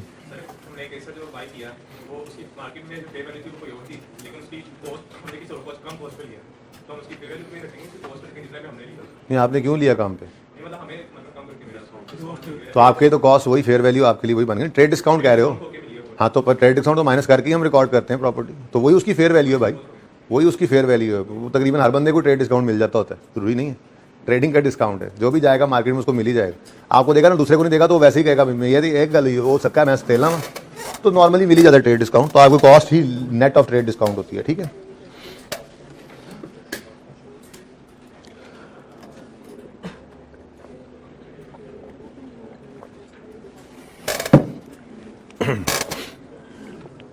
अच्छा जी भाई, ये एग्जांपल तो आपने कर ली होगी। इस जैसी ही एक एग्जांपल हमने क्लास में कर ली थी, याद है? पहले दिन मैंने जो एग्जांपल करवाई वो भी ऐसी थी। ऑन यकम जनवरी 18 entity purchase the building for it investment potential, building cost 1000 with transaction cost of 10,000। जाहिर सी बात है, ये 1000 जमा 10 पर हम इसको रिकॉर्ड करेंगे, ट्रांजैक्शन कॉस्ट है ना। ठीक है, यानी कि हमें वो खरीदने के लिए शायद कमीशन पे किया, जो भी है ये ट्रांजैक्शन की कॉस्ट है। यानी ये हमें 1000 की नहीं पड़ी, 1010 की पड़ी है। ठीक है, okay. The depreciable amount of building component at this date was 3 lakh, यानी 10 लाख 10,000 में से 3 लाख डेप्रीशिएबल है और बाकी डेप्रीशिएबल नहीं है। ठीक है, आप कहोगे जी 10,000 को भी डेप्रीशिएट ना करें, और भाई उसने खुद कह दिया कि depreciable amount of building at this date 3 lakh है, तो फिर ये नहीं कहना कि ये 3 लाख 10 लाख में से है और वो 10,000 को भी बांट लेते हैं, 10,000 में से भी 3,000 इधर ऐड कर देते हैं और 7,000 उधर। नहीं भाई, वो खुद कह रहा है डेप्रीशिएबल अमाउंट। बाकी बहस की बात है, कोई मसला नहीं। अगर कोई बच्चा दूसरी तरफ जाना चाहे तो लिख ले असम्पशन। मेरी बात समझे मैं क्या कह रहा हूं? वो कह रहा है कि आपको ये बिल्डिंग जो है 1000 जमा 10 यानी 1010 में पड़ी है, इसमें से 300 और 710 ये बाइफिकेशन करके दे रहा है कि ये डेप्रीशिएबल है और ये नॉन डेप्रीशिएबल, लैंड का पोर्शन होगा। ठीक है, अब आप ये जिद पकड़ लो, नहीं नहीं नहीं नहीं 10 तो ट्रांजैक्शन कॉस्ट थी, अगर ये पहले 30-70 है, खुद से ही अज्यूम कर रहे हो। ठीक है, तो इस 10 को भी 3 इधर डाल दें और 10 का 7 इधर डाल दें, तो ये ऐसी जरूरत करने की नहीं है कोई चीज, क्योंकि वो खुद कह रहा है कि ये जितने में हमें पड़ी है उसका डेप्रीशिएबल पोर्शन 3 लाख है, तो फिर आप 300 को ही डेप्रीशिएट करोगे। ठीक है, ये बात समझे हो? The property has useful life 50 years eight the end of year 1 property has fair value of 1300। ठीक है, रिक्वायर क्या है? इनकम स्टेटमेंट बनाओ और बैलेंस शीट बनाओ under both cost and fair value model. कितने बच्चों ने इसको अटेम्प्ट किया? आधे भी नहीं है, आधे भी नहीं है। एग्जाम्पल बिल्कुल वैसी ही है जैसी हमने क्लास में की थी, इसको लिखे होमवर्क में, लाजमी करना है इसको, बिल्कुल वैसी ही है। मैंने भी ये सब कुछ किया था, मैंने तो एडिशनली क्या किया था, जर्नल एंट्रीज भी की थी आपके साथ और फेयर वैल्यू मॉडल में लेजर भी बनाया था, इनकम स्टेटमेंट भी बनाई थी, बैलेंस शीट बनाई थी, सब कुछ किया हुआ है मैंने आपके साथ। ये वाली एग्जाम्पल आपको करनी चाहिए थी, पता नहीं क्यों नहीं की। कितने बच्चों ने की वैसे? दोबारा हाथ खड़ा करें। कोई मसला आया जी इसमें? पास होने वाले बच्चों ने कर ली, आप जो आज कर लेंगे इंशाल्लाह वो भी पास होने वालों में आ जाएंगे। अच्छा जी, ये reason for treating investment property differently, इसको पढ़ के आना, इस पैरा को पढ़ के आना, कोई क्वेश्चन होगा तो कल इसका जवाब दूंगा। लर्निंग आउटकम 3 जो है, लर्निंग ऑब्जेक्टिव 3 जो है ट्रांसफर्स का, मैंने आपको कहा था कि इसको रिप्लेस कर लेना अपने वाले टेबल से। किसी बच्चे ने चिस्मा किया हो लिखकर अच्छा सा, कोई है ऐसा? लिख लिया भी चिस्मा नहीं किया, तुमने चिस्मा भी कर लिया है, दिखाओ जरा किताब अपनी। ये चीज क्लैपिंग कर दो ना यार मेरे दोस्त के लिए। हाँ चले भाई, क्या किया बच्चे ने, छोटा छोटा करके समाटू समाटू करके लिखा और लिखकर यहां से यहां तक उस बच्चे ने ना वो ऐड कर दिया है। भाई ये भी ठीक है, वो अलग पढ़ा रहे तब भी ठीक है। मैं तो वैसे ही कह रहा था कि मेरा दिल कर रहा था कि चेंज करूंगा लेकिन नहीं कर सका, भूल गया। ठीक है, आप लोगों को लिखवा दिया था। अब ये जिसने चेंज करके लिखा है ना ये वाला, फिर मैं भी अब चेंज करके डालूंगा अगली दफा के लिए। ठीक है, अच्छा, क्योंकि इसमें ना एक तो कंप्लीट नहीं था, आईके की बुक से उठाया हुआ एज इट इज। ठीक है, दूसरा थोड़ा मुश्किल लिखा हुआ था, हमने सादा सलीस अंग्रेजी में लिख लिया था इन चीजों को। ठीक है, अच्छा जी, अब एक तो था फेयर वैल्यू मॉडल पे जब लेकर आते हैं इसको, इन्वेस्टमेंट प्रॉपर्टी को रखते हैं आमिर भाई फेयर वैल्यू मॉडल पे। जब हम फेयर वैल्यू, पहले भी मैं इधर आया हूं 2-3 दफा। अच्छा, फेयर वैल्यू मॉडल पे जब हम इस प्रॉपर्टी को रखते हैं तो एक बैलेंस शीट डेट पे फेयर वैल्यू गेन या लॉस आता है, कहां लेके जाते हैं उसको? प्रॉफिट एंड लॉस में। अब ये इन्वेस्टमेंट प्रॉपर्टी बिक भी तो सकती है, तो जब एक्चुअल में बिकेगी तो बिकने वाले दिन भी तो गेन या लॉस आ सकता है, तो उस गेन लॉस का क्या करना है? वो तो हमेशा से ही प्रॉफिट एंड लॉस में जाया करता था। तो ये तो सिंपल इंट्रो ही शुरू होगी। फिर एग्जांपल देखो अपने सामने। अब ये एग्जांपल आपका, ये एग्जांपल आपसे क्या मुकाबला करेगी? ये एग्जांपल बेचारी कर लेते हैं, आप क्या कर सकते हैं, अब करनी तो है एग्जांपल जो हुई है जी। The investment property in previous example, ओहो वही वाली 1010 वाली वही एग्जांपल फिर करनी पड़ेगी है। चलो उसको देख लेते हैं भाई, सिर्फ उसका डाटा लिख लेते हैं। ये एग्जांपल 1 यहाँ पे करके मैं डाटा लिख लेता हूँ। यकम जनवरी 18 पे हमने खरीदी थी, कॉस्ट कितनी थी इसकी? 1010 है भाई, 1000, ये 1000 जमा 10, ठीक है, 1010। ये डाटा लिख लेता हूँ, फिर सवाल वहाँ पे करते हैं। ओके, सबको नजर आएगा। फिर 1010 की खरीदी थी हमने और डेप्रीशिएबल पोर्शन कितना था? 300, ठीक है जी। उसके बाद इसकी लाइफ कितनी है? Life is 50 years. और फेयर वैल्यू एट 31 दिसंबर 18 कह लूँ, ये यकम जनवरी 18 है ना, और इसी पहले साल के एंड की फेयर वैल्यू तो हम अपने हिसाब से डाटा बना लेते हैं। ठीक है, तो 31 दिसंबर 18 पर इसकी फेयर वैल्यू कितनी है? 1300, ठीक है जी। बस ये डाटा हम लिख लेते हैं और चलते हैं, और तो कुछ नहीं है। ठीक है, बस ये याद रखना 3 लाख डेप्रीशिएबल पोर्शन था। ठीक है, लो जी, वो कहते हैं जी जो इन्वेस्टमेंट प्रॉपर्टी ये वाली थी was sold early in year 2। Early in year 2, अब अर्ली इन ईयर 2 डेट नहीं गिवन, अर्ली इन ईयर 2 डेट नहीं गिवन, start of the year, start of the year, asset की एडिशन की डेट या डिस्पोजल की डेट सवाल में मिसिंग हो तो क्या अज्यूम करते हैं? अच्छा, आप दोनों मॉडल्स पे चलते हैं। ठीक है जी, इसको बाद में देखते हैं। ये हमारा एसेट है, ठीक है, एग्जांपल 1 थी। ओके, और इसको हमने कॉस्ट मॉडल पे भी रखा होगा और फेयर वैल्यू मॉडल पे भी रखा होगा। अगर हम कॉस्ट मॉडल पे हैं, किस पे जी? तो हम गेन लॉस निकालना चाह रहे हैं। ठीक है, हम पहले इसको लेकर आते हैं वर्किंग करके। किस दिन खरीदा था हमने को? यकम जनवरी 18 पे। कॉस्ट कितनी थी इसकी? 1010, ठीक है, लेकिन कॉस्ट लिखी, कॉस्ट पूरी मैंने। उसके बाद 31 दिसंबर 18 आया, डेप्रीसिएशन करने की बारी आई तो 300 को डेप्रीशिएट किया, 50 पे किया, 6 की डेप्रीसिएशन आई, 1004 क्या आ गया हमारे पास? Book value. ठीक है, ये 31 दिसंबर 18 पे हमारे पास क्या है? इसकी बुक वैल्यू। अब मैं कह रहा हूं जी यकम जनवरी 19 पर ही इसको हमने बेच दिया। ओके, 1000 कुछ भी नहीं बचा इसके पल्ले, तो एंट्रीज करते हैं ना। ठीक है, खरीदने की एंट्रीज तो वैसे मैंने आपको करवा दी थी 18 में, तो मैं इस वक्त 2019 में आ गया। 2000 investment property debit cash rate 1010, फिर कॉस्ट मॉडल पे तो डेबिट डेबिट रिकमेंडेशन कर लोगे ना, एंट्रीज करवाई थी पहले दिन एग्जांपल्स के अंदर। मैं फिलहाल डिस्पोजल की एंट्री कर रहा हूँ, ये नहीं की थी। तो यकम जनवरी 19 पे डिस्पोज हो रहा है एसेट। अपनी एंट्री हमें याद है, accumulated deduction debit, cash debit और इन्वेस्टमेंट प्रॉपर्टी, वही काम है। मॉडल कौन सा है? Cost model. तो एसेट अकाउंट में क्या पड़ी होगी? इन्वेस्टमेंट प्रॉपर्टी अकाउंट में क्या पड़ी होगी? इन्वेस्टमेंट प्रॉपर्टी की कॉस्ट। तो जब डिस्पोज करेंगे तो भी क्या निकालेंगे? कॉस्ट। तो step 1, we will credit the investment property account, asset account with cost of investment property disposed. कितनी कॉस्ट है? 1010।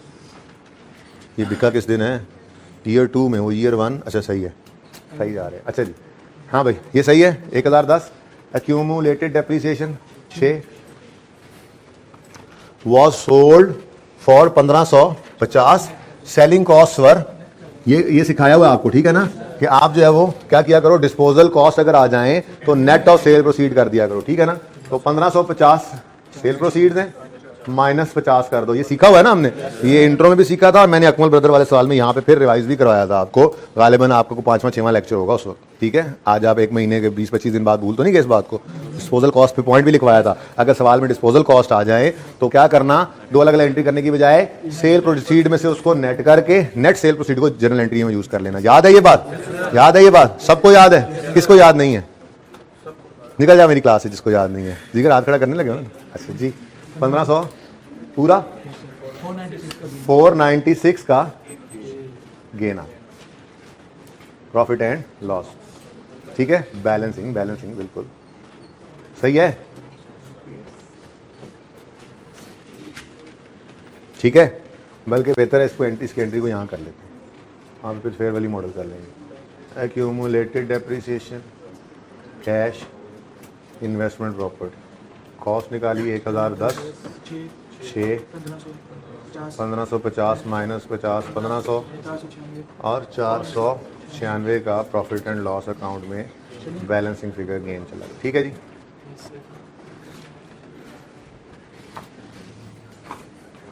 अच्छा जी, अब अगर हम होते फेयर वैल्यू मॉडल पे तो कहानी डिफरेंट होती है ना।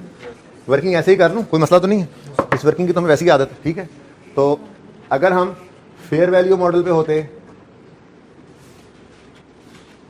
तो उसके लिए तो हम वर्किंग नहीं करेंगे। फेयर वैल्यू मॉडल पे तो हमें आदत ही क्या है, हम तो लेजर बनाते हैं, ठीक है। अब 1 जनवरी 18 पर ब्रॉड डाउन कुछ नहीं था।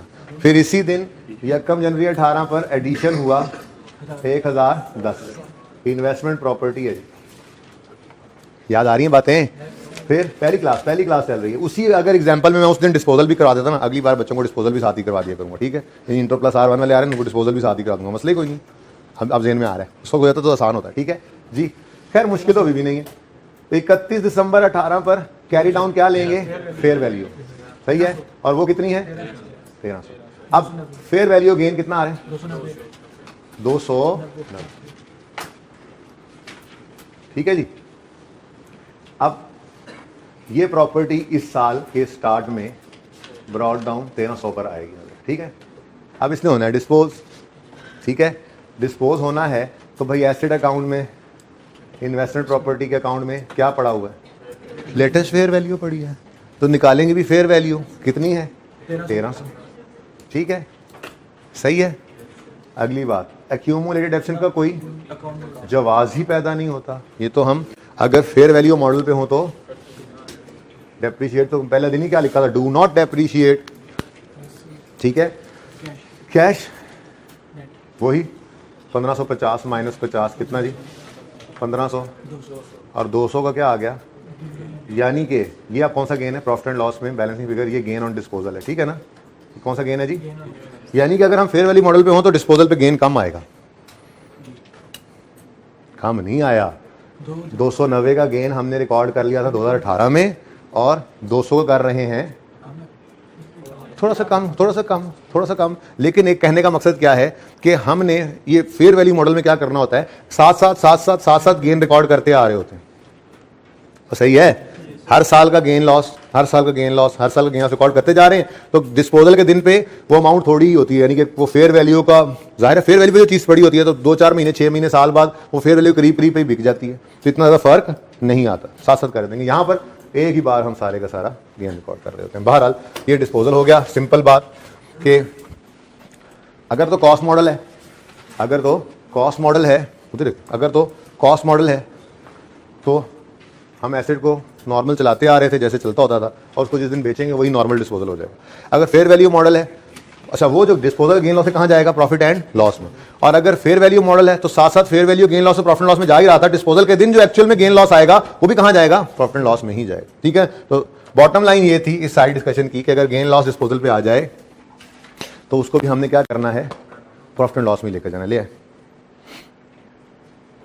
अच्छा जी, कॉस्ट मॉडल में 496 का गेन आया और फेयर वैल्यू मॉडल में अब ये जरा वर्किंग इस तरह से हुई है, हमने अपने हिसाब से कर लिया, ठीक है। आप ये कहोगे जी डिस्पोज नहीं किया आपने, भाई कर दिया डिस्पोजल, ठीक है ना। 1 जनवरी 19 पर ही मैंने इसको डिस्पोजल कर दिया। डिस्पोजल अकाउंट बना लो, बन सकता है इसका भी, एक्टिव नहीं आएगा, ठीक है। 1300 का 1300 गया, क्लोजिंग में बच गया 0, सही है।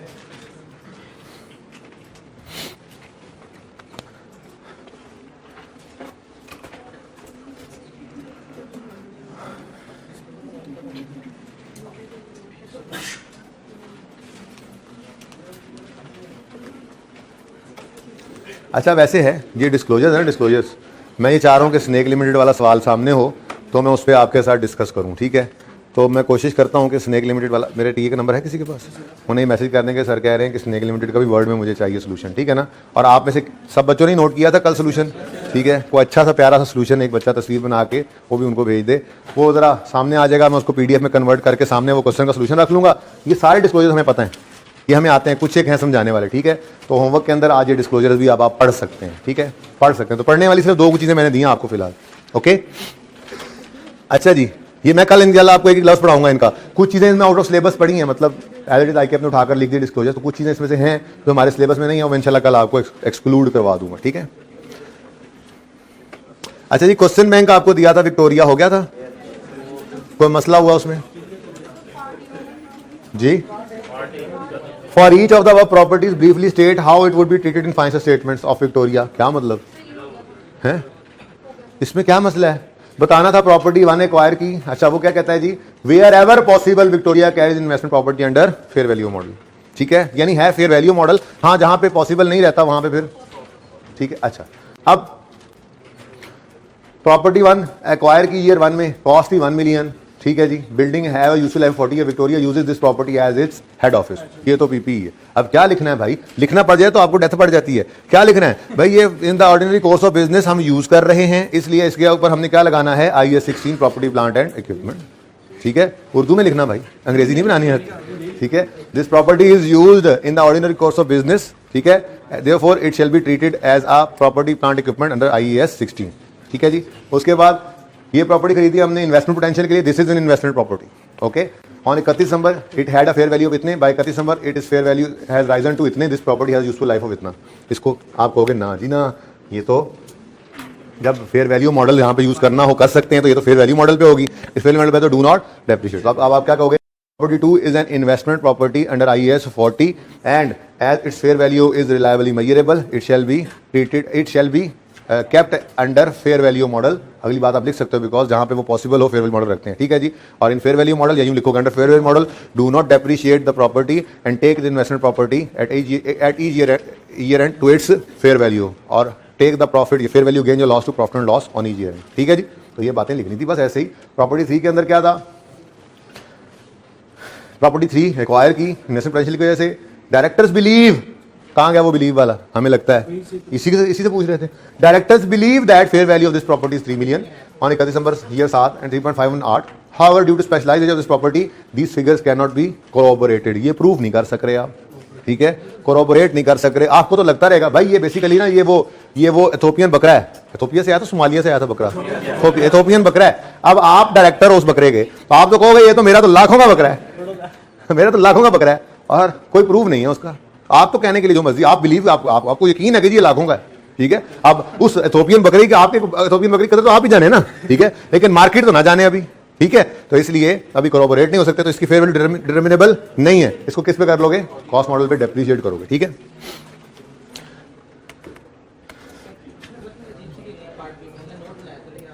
बस मैच करके है ना आंसर, तो go and kill the waves.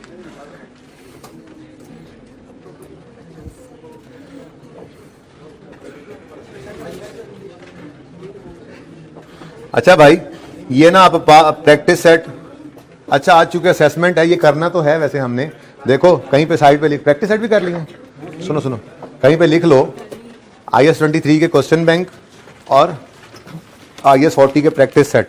ये फिलहाल मैं पेंडिंग कर रहा हूँ, लिख इसलिए लोग कल मुझे याद करवाना, कल इनमें से कोई 1-1 2-2 करके, एक आधा इधर से एक आधा उधर से होमवर्क देके इनको भी कंप्लीटली डिस्कस तो करना है ना, ठीक है। IAS 23 का भी क्वेश्चन बैंक के क्वेश्चन डिस्कस होने से रहते हैं, तो आपको 2-2 करके होमवर्क में दे दूंगा, आप 10-15 मिनट में कर लिया करोगे एक आधा सवाल, तो उसको डिस्कस कर लेंगे, ठीक है ना। और इसका प्रैक्टिस सेट अभी रहता है, इसलिए आज नहीं दे रहा होमवर्क के अंदर, क्योंकि आज आपने ये काम करना है, 3 घंटे का काम है, तो ये काफ़ी है इंशाल्लाह, ठीक है। अच्छा, एमसीक्यूज तो कर सकते हो इसके, तो अगर एमसीक्यूज आ गए इसके, फिर अगर इसके एमसीक्यूज आ गए आज कल टेस्ट में, फिर अगर आ गए तो फिर देख लेना, ठीक है। हाँ, कर ही लोगे। अच्छा सुनो,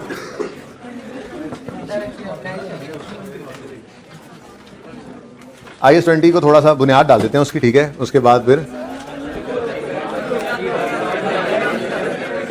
किसी को मसला है तो दरवाजा पीछे है। जी बेटा, कुछ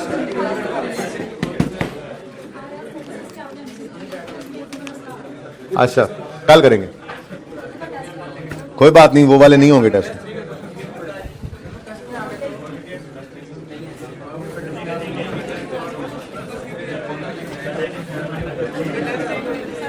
भाई चुप कर जाओ।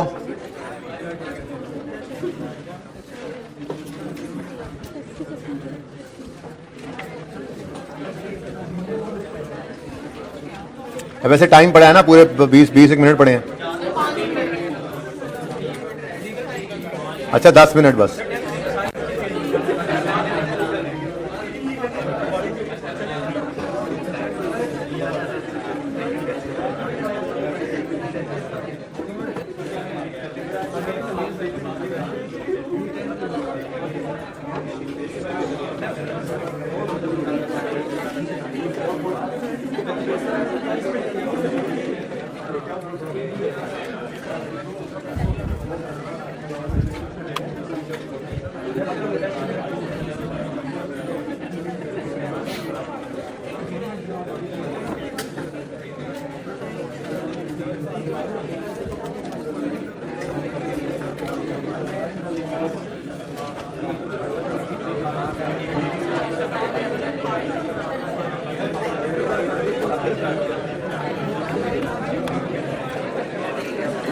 अच्छा जी,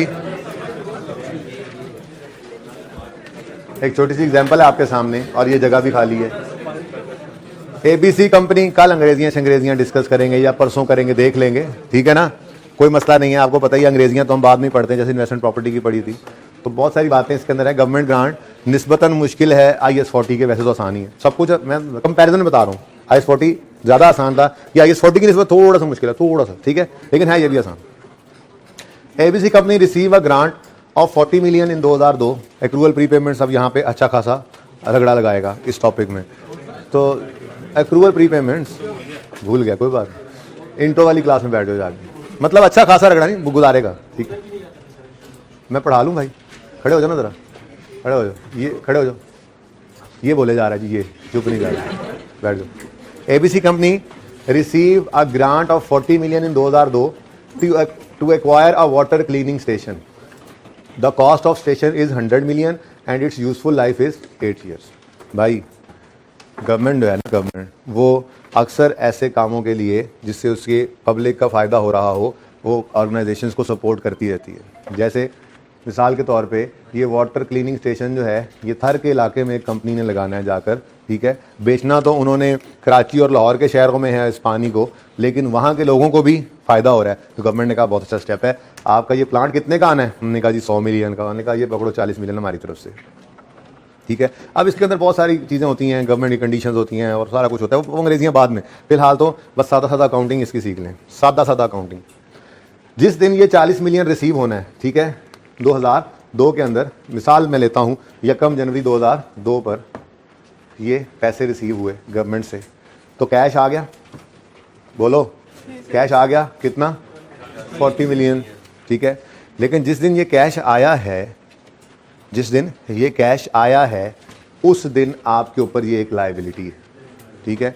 जाहिर है गवर्नमेंट ने कहना है प्लांट लगाओ, तो आप पौधा थोड़ी लगा दोगे, आप एक पौधा लगा दो और 40 मिलियन हड़प कर जाओ। गवर्नमेंट जब आए तो कहें जी प्लांट कहा था, ये लगा तो हुआ प्लांट, ठीक है जी, ये जो है ये मैंगो प्लांट लगा हुआ है, ऑरेंज प्लांट लगा हुआ है, प्लांट तो है ना जी, ऐसा नहीं करना। तो शर्तें होती हैं गवर्नमेंट की, ठीक है। तो जिस दिन ये पैसा आए उस दिन ये आप पर लायबिलिटी है। वैसे ही आपकी इनकम है, क्यों जी, आपको एक फायदा हो गया ना, बैठे बैठाए 40 मिलियन कहीं से आ गए, ये आपकी इनकम है। लेकिन जिस दिन रिसीव हुई है उस दिन तो ये लायबिलिटी है ना आप पे। ये एडवांस इनकम याद है? और याद है एडवांस इनकम, आज पैसे ले लिए, अभी ये कमाई नहीं है, कमाएंगे कब? जब एसेट इंस्टॉल कर लेंगे। उसूल की बात है ना। गवर्नमेंट ने किस लिए दिया ग्रांट? प्लांट लगाओ, यानी स्टेशन वर्क जो भी है, प्लांट में कह रहा हूं उसको आसानी के लिए, प्लांट लगाओ। गवर्नमेंट क्या कह रही है? प्लांट लगाओ। अब प्लांट लगाओगे तो ये 40 कमाया जाएगा ना, इसको जो भी यूज में लाना है वो बाद में ला सकते हो। तो इस दिन ये क्या है? इस दिन ये आप पर लायबिलिटी है। इस लायबिलिटी को आप एडवांस ग्रांट कह लो, deferred income, deferred grant income कह लें, डेफर्ड इनकम भी कहते थे ना। लायबिलिटी जिस दिन है तो एडवांस या डेफर्ड, जो भी लिखना चाहो लिख लो। आज ये काम हो गया, ठीक है। अब ये लायबिलिटी हम पे पड़ी है और वो कहते हैं कॉस्ट 100 मिलियन थी स्टेशन की, और ABC acquired the station on 1 जुलाई 2002। 1 जुलाई 2002 को एसेट खरीद लाए, तो प्लांट हुआ डेबिट और कैश हुआ क्रेडिट 100 रुपये, ठीक है जी। अब ये जो ग्रांट है 40 रुपए की, इसके ट्रीटमेंट के 2 तरीके स्टैंडर्ड बताता है। यहां तक बात समझ आती है? यहां तक बात समझ आती है ना। ये जो कैश आया था ये आज लायबिलिटी है, फिर प्लांट आ गया है। अब जब प्लांट आ गया तो ये इनकम बोलो है, बनेगी ना। अब इसके 2 तरीके हैं। स्टैंडर्ड कहता है या तो इसको अलग रखो, अंग्रेजियां कल, या तो इसको ऐसे ही अलग रखो, पठानों को नजर नहीं आएगा, ऐसे ही अलग रखो, ऐसे ही अलग रखो। तो फिर क्या करो? ऐसे ही अलग रखो तो फिर क्या करो भाई? कुछ तो करना पड़ेगा ना। अब इसको इनकम में तो डालना है, तो अब स्टैंडर्ड ने क्या कहना है? इसको आहिस्ता आहिस्ता इनकम में डालो। क्यों? प्लांट जो है जिसकी मद में ये ग्रांट आई वो 8 साल चलना है, तो उसी की वजह से ये ग्रांट मिली है ना। तो इस ग्रांट को इनकम में भी 8 साल पे कर दो, डिवाइड करके आहिस्ता आहिस्ता इनकम बनाते जाओ, ठीक है। तो ऐसे ही अलग रखो और आहिस्ता अपनी इनकम बनाते जाएं।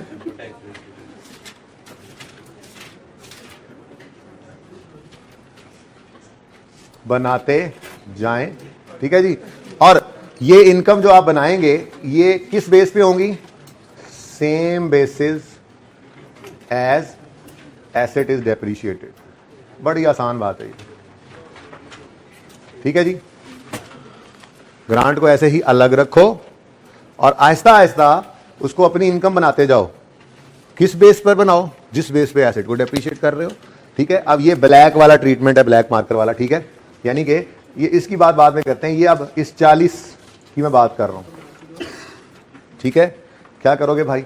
मैं इसको अज्यूम कर लूं थोड़ी देर के लिए, आसान करने के लिए। ये भी 1 जुलाई पे ही आया, ठीक है। 1 जुलाई 2002, थोड़ी देर के लिए, ठीक है, क्योंकि वो डेट नहीं लिखी हुई, जो मर्जी लिख लें। अच्छा, अब 31 दिसंबर 2002 आया, प्लांट ने होना है depreciate, depreciation debit, accumulated depreciation credit. Plant की कॉस्ट है 100, रेजल वैल्यू सवाल में गिवन नहीं है, लाइफ है 8 साल, लेकिन बटा 12 करना पड़ेगा, ये सालाना डेप्रीसिएशन आनी है। बोलो 6.3 कर दें, 6.3 कर दें जी, ठीक है। अब ग्रांट के साथ क्या करना है? ऐसे ही अलग रखना है और आहिस्ता आहिस्ता इनकम बनानी है इससे, ठीक है। किस बेस पे? जिस बेस पे एसेट डेप्रीशिएट हो रहा है। एसेट पिघल के एक्सपेंस बनता जाएगा, इनकम पिघल के, ये लायबिलिटी पिघल के इनकम बनती जाएगी। तो 31 दिसंबर 2002 पर एक और एंट्री भी आपको करनी पड़ेगी। डेफर्ड ग्रांट इनकम को डेबिट करोगे और grant income profit and loss में ये क्रेडिट करनी है, ठीक है। अब ये कितनी आएगी? इधर देखो, इधर देखो, इधर देखो, 40 है, ग्रांट 40 है, सेम वही जैसे सरप्लस के साथ करते थे। हो सकता है कल को अच्छी वर्किंग भी वजह कर लूं मैं, कल तक देख लेंगे, कोई हेल्प मिल जाए। अभी ट्रीटमेंट तो सीख लेना, बेसिक जरा कॉन्सेप्ट तो सीख लें, ठीक है। कितना आ गया? 2.5। अब बैलेंस शीट के अंदर आपका एक प्लांट नजर आएगा, बैलेंस शीट में आपका एक एसेट नजर आएगा, नेट ऑफ दिस डेप्रीसिएशन, ठीक है। और दूसरा आपकी बैलेंस शीट में एक लायबिलिटी नजर आएगी और वो कम हो चुकी होगी इतने से। जाहिर है करंट नॉन करंट भी आप देखेंगे, ये वो इतना भी अक्रूवल लगना है इसके अंदर, जैसे बोरिंग कॉस्ट में लोन के ऊपर लगा, ठीक है ना। थोड़ा सा आइडिया दिया, ये ट्रीटमेंट समझ में आता है। अगले 8 साल में ये एसेट भी आहिस्ता आहिस्ता खत्म हो जाएगा और ये ग्रांट भी आहिस्ता आहिस्ता इनकम बन जाएगी, जो आज हमने लायबिलिटी बनाई, ठीक है। ओके, डेफर्ड ग्रांट इनकम नहीं लिखता ताकि इधर दोनों जगह इनकम ना आए, कंफ्यूजन ना हो, ठीक है ना। अभी सही है, यहाँ पे ये वर्किंग भी हो जाएगी, अब तो फायदा हो गया। 40 डिवाइडेड बाय 8 इंटू 6 बाई, इधर इसलिए की ताकि बिल्कुल आपको लगे देखो सेम ट्रीटमेंट, ठीक है भाई, सही है। जिस दिन पैसे आए हम पे लायबिलिटी है भाई, डेफर्ड ग्रांट या advance grant, income, advance income liability होती है, ठीक है। एसेट खरीद लिया, अब जैसे जैसे ये एसेट डेप्रिशिएट करो वैसे वैसे इस लायबिलिटी को इनकम बनाते जाओ, इसको डेबिट करके इनकम बनाना है, ठीक है। ये ट्रीटमेंट मुश्किल लग रहा है थोड़ा सा, ठीक है, लेकिन इसके फायदे ज्यादा हैं और बेटर प्रेजेंटेशन है। आसान वाला ट्रीटमेंट क्या है, जिस दिन, बस ये छोटी सी बात है ऐसी, जिस दिन प्लांट आ जाए, जिस दिन प्लांट आ जाए उस दिन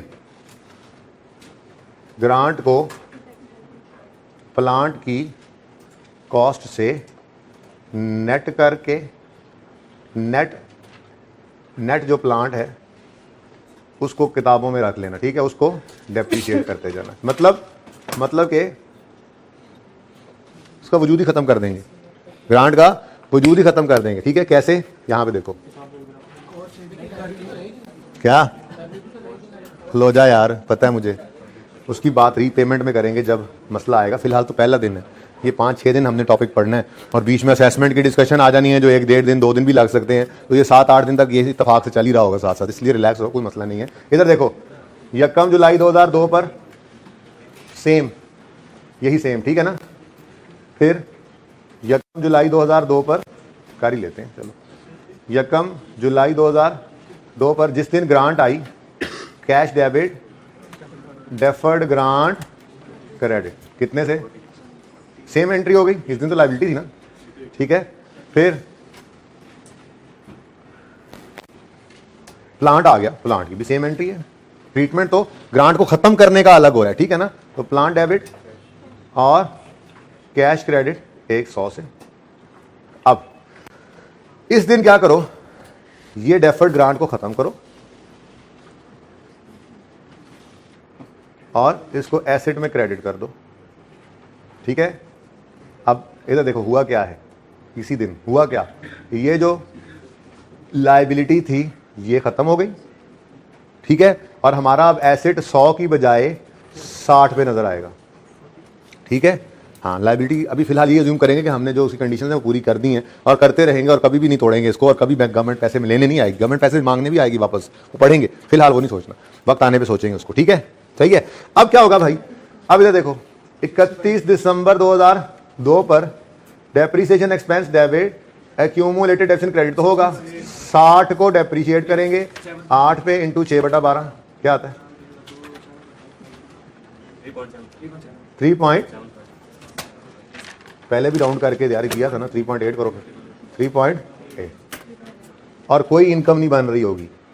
अब ये ना कल इस सवाल को मैं दोबारा उठाऊंगा आपके सामने, और ये सिर्फ आपको एक दफ़ा जरा ये इसलिए दे देता हूँ सवाल ताकि आप सोचते रहा करें जाके घर, हाँ गवर्नमेंट ने ग्रांट दी, अच्छा ये होता है, सोचते रहते हैं ना, फिर अगले दिन अच्छा अब होगा क्या, सुनो कल मैं आपके साथ इनकम स्टेटमेंट और बैलेंस शीट के एक्सट्रैक्ट्स भी बनाऊंगा इसी सवाल के, ठीक है। अब उसमें होगा क्या, असल में पता है मामला क्या चल रहा है, मामला ये चल रहा है कि आपको एक 6.3 का एक्सपेंस रिकॉर्ड करते हो इस वाले ट्रीटमेंट में, और 2.5 की इनकम रिकॉर्ड करते हो, जरा इनको नेट करो, 3.8 का एक्सपेंस ही जा रहा है अल्टीमेटली, यहां भी 6 की इनकम 2 का एक्सपेंस, नेट करो 3 की इनकम, नेट में एक्सपेंस बच रहा है 3 का, ठीक है ना। तो यहां पे वही एक्सपेंस ही आ जाता है, यानी कि जब ऑप्शन स्टैंडर्ड देता है ना किसी की ट्रीटमेंट में तो फर्क कोई नहीं होता प्रेजेंटेशन के अलावा, हाँ इफेक्ट तो वही सेम ही रहना है, वरना ऑप्शन थोड़ा ही बनता था, ठीक है, बात समझे हो।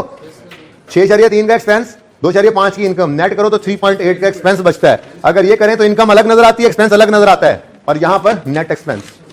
बैलेंस शीट में जाएंगे तो यहां पे ग्रांट अलग नजर आएगी जो अभी तक नहीं हमने लायबिलिटी उतारी, और प्लांट अलग, यहां पे सिर्फ प्लांट, इसीलिए कहा ये बेटर प्रेजेंटेशन होगी।